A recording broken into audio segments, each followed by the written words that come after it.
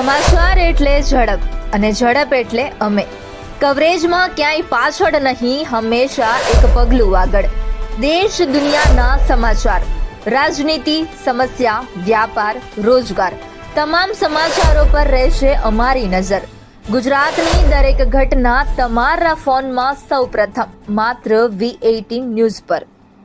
અયોધ્યામાં રામલલ્લાની પ્રાણ પ્રતિષ્ઠાના 673 દિવસ બાદ પીએમ મોદી અને આરએસએસના વડા મોહન ભાગવતે રામ મંદિર પર ધ્વજવંદન ફરકાવ્યું હતું.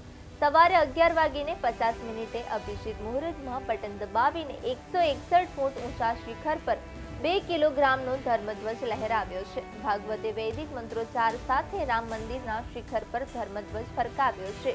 આ સાથે રામ મંદિરનું નિર્માણ પૂર્ણ થયું. આ દરમિયાન પીએમ મોદી ભાવુક થઈ ગયા અને હાથ જોડીને ધ્વજને નમન કર્યું. અગાઉ રામ મંદિરમાં પીએમ મોદીએ મોહન ભાગવત સાથે પહેલા માળે રામ દરબારમાં પહેલીવાર પૂજા કરી અને આરતી કરી હતી. તેમણે રામલલ્લાના દર્શન પણ કર્યા હતા.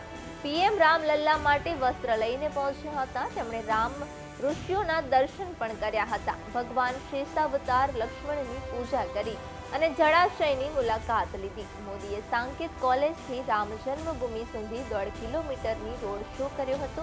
રોડ શોમાં વિવિધ જગ્યાએ તેમનું મહિલાઓએ સ્વાગત કર્યું હતું.